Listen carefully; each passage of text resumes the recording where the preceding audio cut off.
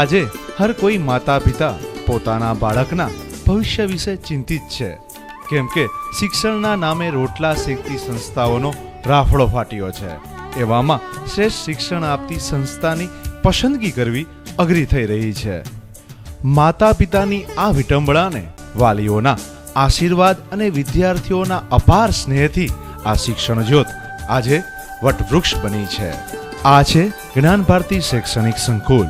આ સંકુલ કારકિર્દી લક્ષી શિક્ષણના મુખ્ય પડાવને જ પ્રશિક્ષિત કરીને વિદ્યાર્થીઓના સપનાને સાકાર કરવામાં મદદરૂપ થાય છે. શૈક્ષણિક સંકુલ આજે વિદ્યાર્થીઓનું ચહેતું સંકુલ બન્યું છે, કેમ કે અહીંની શિક્ષણ પદ્ધતિ બેજોડ છે.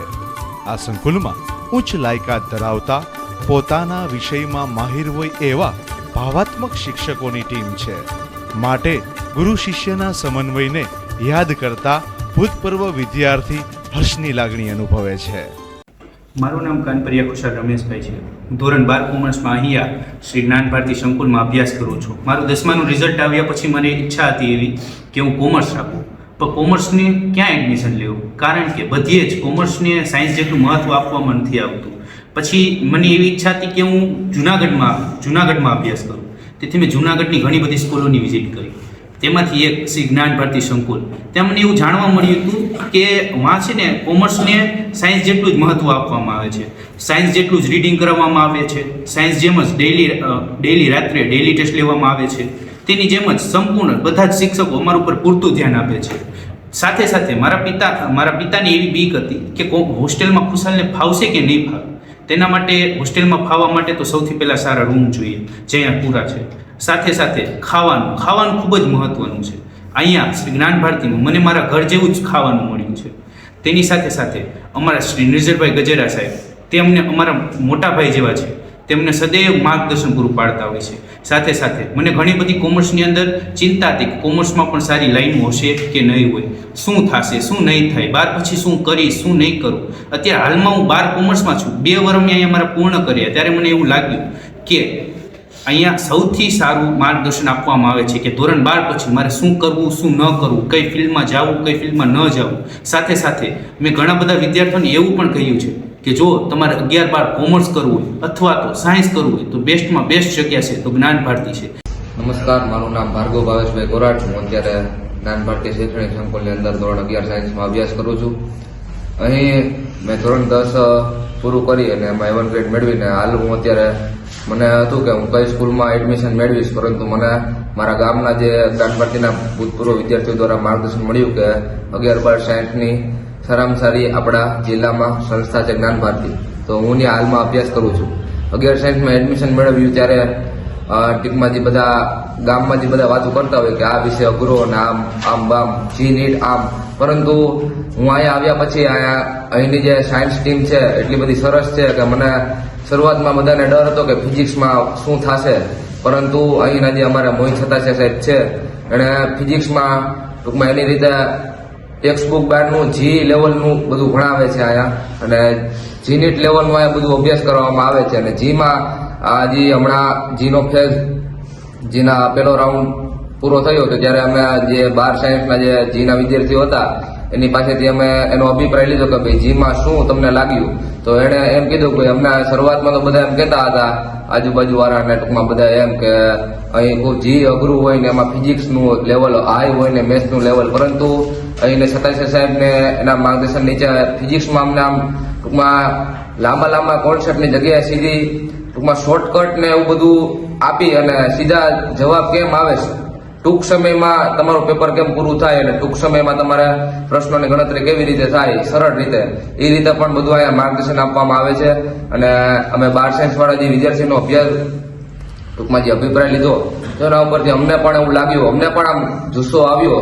શરૂઆતમાં અમને એમ હતું કે જી કરવી કે નહીં, પરંતુ આ 1 વર્ષ અહીંયા મારે પૂરું થયા બાદ મને હવે એમ લાગે છે કે નહીં, આપણે જી કરશું ને જી અહીં જે ટૂંકમાં 12 સાયન્સના જે ભૂતપૂર્વ વિદ્યાર્થીઓ કે જી મેઇન દઈ અને જી એડવાન્સમાં પણ ક્વોલિફાય થયેલા છે અને તેમને જી એડવાન્સમાં ક્વોલિફાય થયા પછી પણ આ ગુજરાતની સારામાં સારી ઉચ્ચ કક્ષાની કોલેજોમાં એડમિશન મેળવીને હાલ પોતે પહેલા બીજા વર્ષમાં અભ્યાસ કરી રહ્યા છે. તો મારું કહેવાનું એ છે કે તમારે જો 9 થી 12 ની અંદર એક આપણા ટૂંકમાં નીચી ફીમાં તમારે કોઈ ઉચ્ચ શિક્ષણ મેળવવું હોય તો જ્ઞાન ભારતી સ્કૂલ જ હું મારા અનુભવ પ્રમાણે ઉત્તમ ગણાવું છું. 9મા 10માનું તો નહીં, પરંતુ 11-12 સાયન્સમાં મેં એડમિશન લીધું. તમારો 11માનો અનુભવ ખૂબ જ સારો રહ્યો છે અહીંયા.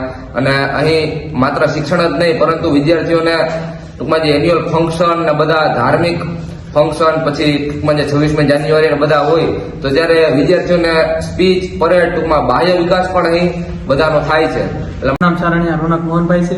હું શ્રી જ્ઞાન ભારતી સ્કૂલમાં 12 કોમર્સમાં અભ્યાસ કરું છું. 2 વર્ષ પહેલા જ્યારે મેં 10મું પૂર્ણ કર્યું અને વેકેશનના સમયમાં મને બહુ જ કન્ફ્યુઝન હતું કે મારે કોમર્સ રાખવું કે સાયન્સ. ત્યારે મેં કોમર્સ રાખ્યું અને મારે સીએ તરફ આગળ વધવું હતું. ત્યારે મેં શ્રી જ્ઞાન ભારતી સ્કૂલમાં મેં વિઝિટ કરી અને જ્યારે હું નિર્જલભાઈ ગજરાતને આરે મળ્યો અને તેને મને સમજાવ્યું કે 12 કોમર્સમાં સીએ તરફ આગળ વધવામાં તારે જો સીએ બનવું હોય તો જ્ઞાન ભારતીમાં એડમિશન લે. અને ત્યારે મેં શ્રી જ્ઞાન ભારતી સ્કૂલમાં એડમિશન લીધું અને 11 કોમર્સમાં જ્યારે હું આવ્યો ત્યારે મને એકાઉન્ટ અને સ્ટેટમાં બહુ તકલીફ પડતી અને એકાઉન્ટમાં એક પ્રત્યે મને ડર રહેતો. પણ જ્યારે મેં 2 વર્ષ પૂરા કર્યા ત્યારે એકાઉન્ટમાં એ ડર મારો વહી જ ગયો અને સ્ટેટમાં પણ ડર ખતમ થઈ ગયો. અને એકાઉન્ટમાં અને સ્ટેટમાં બંને વિષયમાં મને 100માંથી 100 આવવા માંડ્યા અને સીએ તરફ પણ મારું બહુ પ્રત્યે આગળ વધવા માંડ્યો.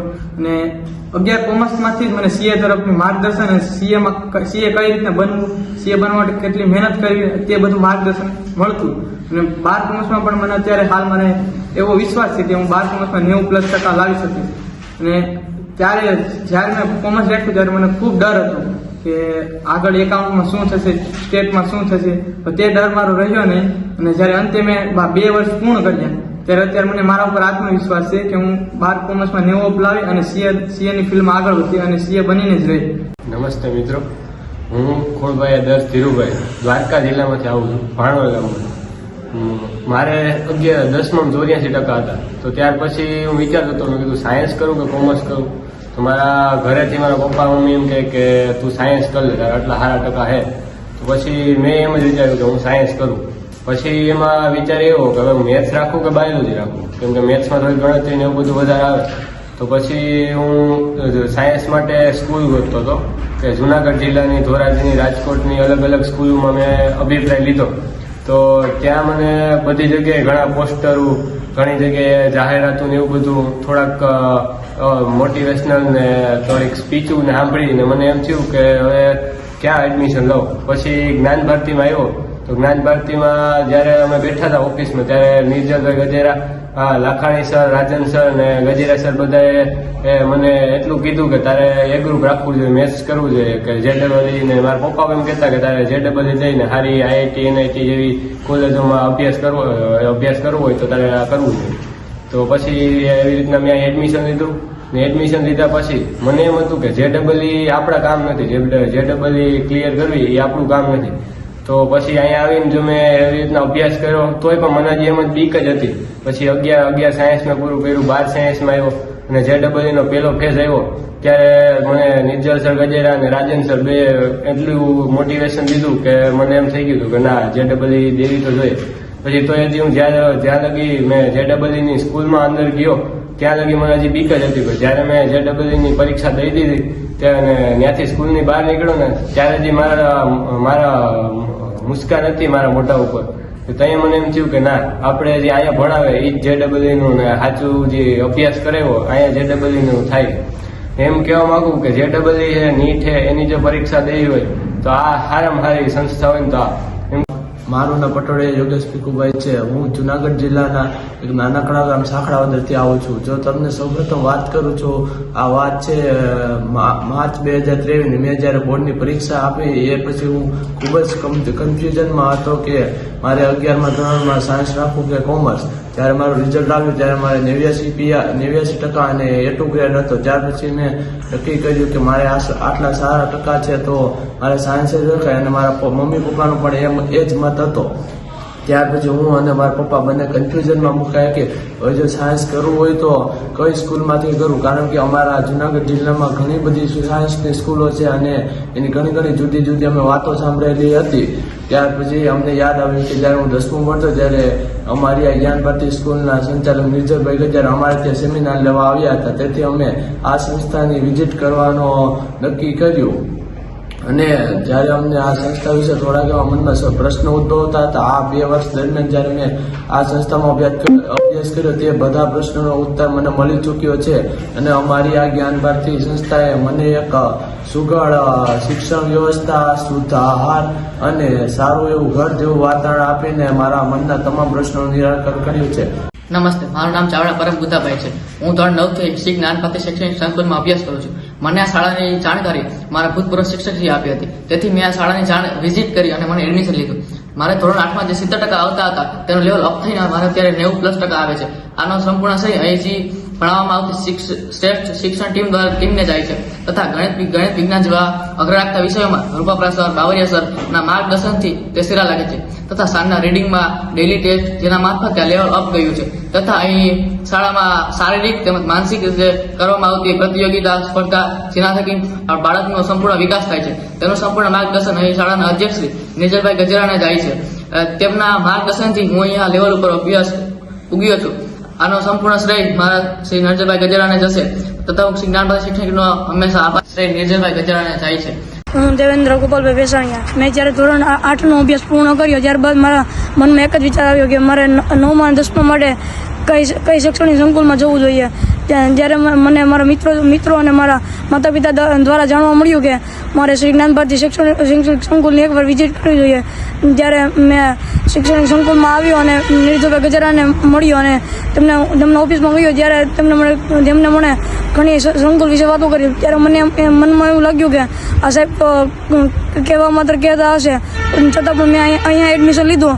ત્યારબાદ મને મારો 2 વર્ષનો અનુભવ વ્યક્ત કરું એટલી જ ખબર પડી કે જે સાહેબે કહ્યું હતું જે 100% સાચું હતું અને મારું અહીંયા શિક્ષણ એને સફળ કહ્યું છે.